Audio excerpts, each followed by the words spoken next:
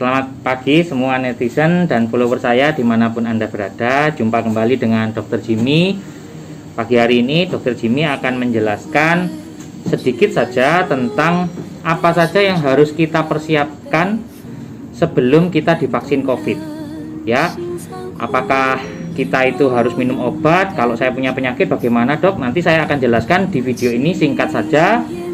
Jangan lupa sebelum menonton video ini lebih lanjut, klik like, kemudian subscribe, dan hidupkan loncengnya supaya tetap mendapat update dari video-video saya, dan bisa follow akun medsos saya yang tertera di bawah ini. Ya, jadi begini, kalau Bapak Ibu netizen, mama-mama, emak engkong akan divaksin COVID, ada dua persiapan yang harus kita lakukan. Ya, saya bagi aja. Persiapan yang pertama adalah persiapan sebelum hari H dan persiapan pada hari H-nya. Kita bahas yang satu dulu. Persiapan apakah yang harus kita lakukan sebelum hari H? Yang pertama adalah pastikan bahwa Bapak Ibu netizen semua Anda dimanapun sudah terdaftar sebagai penerima vaksin. Itu yang penting. Ya. Bagaimana ngeceknya? Saudara nanti bisa lihat ya dengan menggunakan NIK KTP dan nomor handphone ya, nama sesuai NIK KTP-nya, kemudian dicek di beberapa web berikut, web resmi nih dari Kementerian Kesehatan dari pemerintah. Ya. Jadi kalau saudara belum terdaftar, ngapain susah-susah memikirkan, waduh nanti saya divaksin bagaimana ya, vaksinnya aman nggak ya? Pastikan dulu kalau Anda itu terdaftar sebagai penerima vaksin. Nah, di Indonesia vaksin ini memasuki tahap 2. Ya, tahap pertama kita para nakes sudah dilakukan.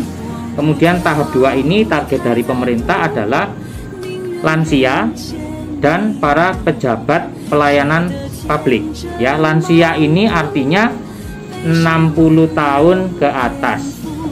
Kalau Anda belum berusia 60 tahun ke atas, masih ABG seperti saya, ya, Anda tidak mendapat jatah vaksin. Ya, prioritasnya pemerintah pada tahap 2 ini adalah lansia dan pejabat pelayanan publik.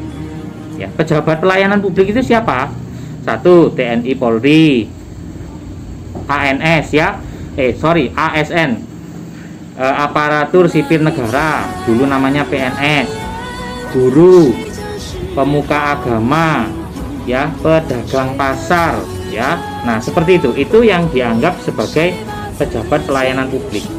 Nah, kalau Bapak Ibu netizen semua tidak termasuk dua golongan ini, bukan lansia, bukan pejabat pelayan publik, sabar, tunggu tahap berikutnya.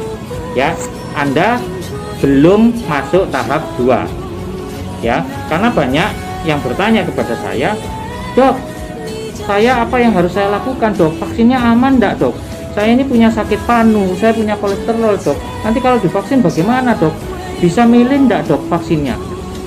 Saya tanya, ternyata si pasien saya ini usianya masih muda, masih 45, dan dia bukan termasuk pejabat pelayan publik.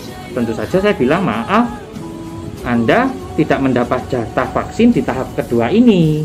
Jadi ngapain repot-repot mikir hal-hal yang belum terjadi padahal kita belum terdaftar ya. Itu lakukan cek dulu pendaftaran apakah Anda sudah terdaftar. Yang kedua, syarat apa yang harus kita persiapkan sebelum hari H disuntik vaksin. Kalau lansia biasanya itu sudah banyak penyakitnya. Ada yang punya sakit jantung koroner, darah tinggi, kencing manis, alergi, macam-macam ya. Apa yang harus dilakukan, Dok? Apakah saya boleh divaksin? Jawabannya tergantung dengan kondisi penyakit Bapak Ibu dalam 3 bulan terakhir ini. Ya, Bapak Ibu harus konsultasikan dulu dengan dokter yang merawat, dokter langganannya. Ya, jangan ke saya tidak merawat ibu. Ya, mungkin kalau mau konsultasi pribadi boleh, silakan di link seperti ini. Nah, cuman biasanya dokter yang merawat Bapak Ibu itu adalah dokter yang paling mengerti kondisi Bapak Ibu selama 3 bulan terakhir. Ya, buat mereka yang punya darah tinggi, jantung koroner, penyakit kanker, ya, penyakit autoimun, alergi, itu harus ngomong sama dokter yang merawat. Dok, saya itu lansia, punya sakit ini, layak enggak saya dapat vaksin? Ya, saya sudah terdaftar, Dok. Ya. Nah, nanti dokternya akan merekomendasikan. Ya. Dok, saya kalau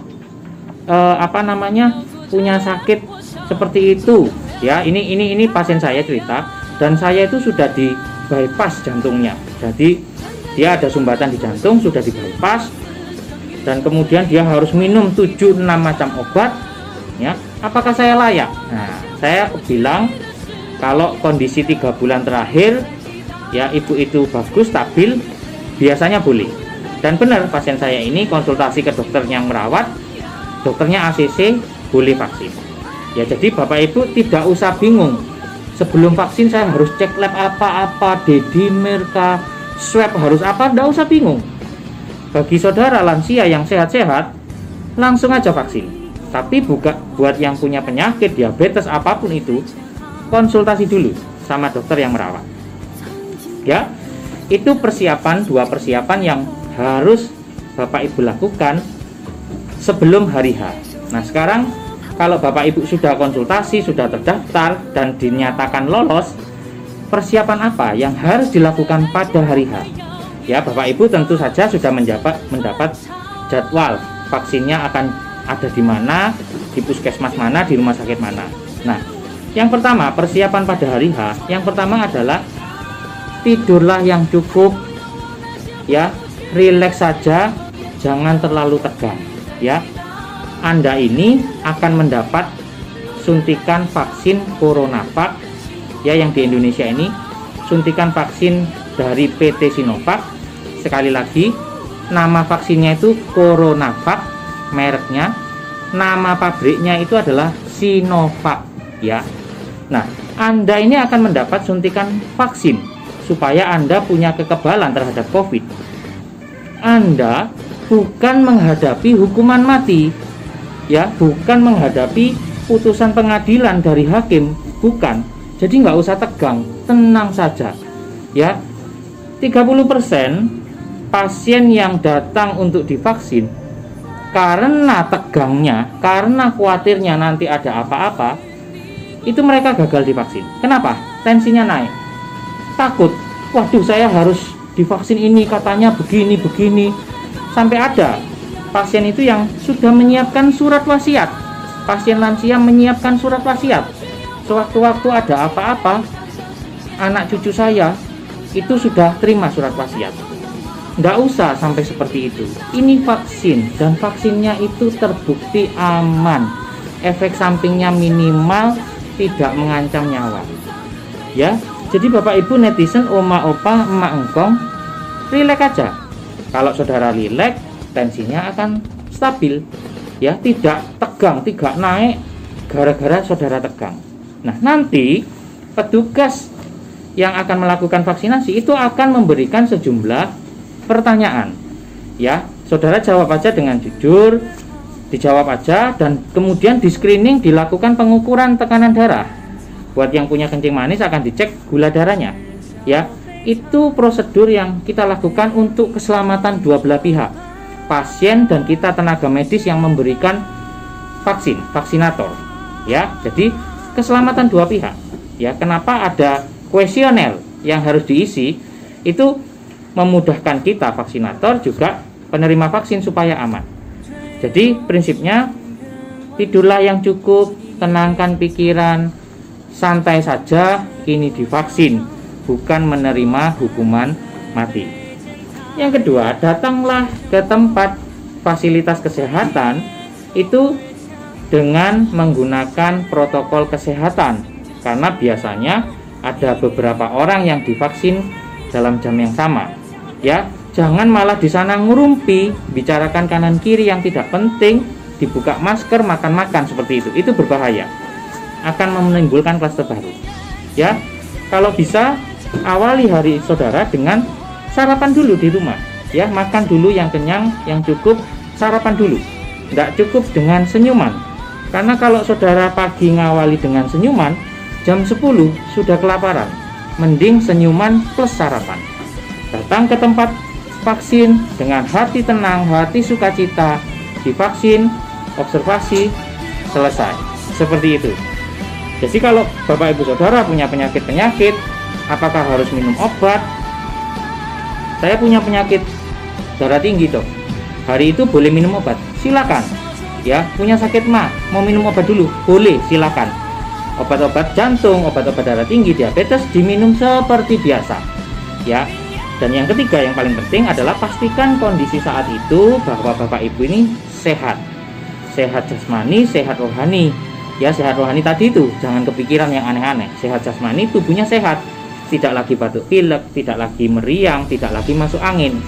Ya, karena apa? Karena vaksin itu punya efek samping yang tidak mengenakan, biasanya sakit, nyeri, greges seperti itu.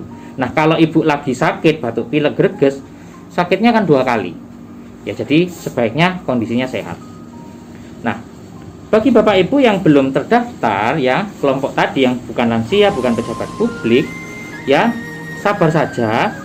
Saat ini pemerintah sedang menggodok peraturan tentang vaksin mandiri, vaksin yang di luar pemerintah, vaksin gotong royong, vaksinnya apa aja nanti sedang dibicarakan ini. Jadi sabar dulu, semua akan divaksin pada waktunya.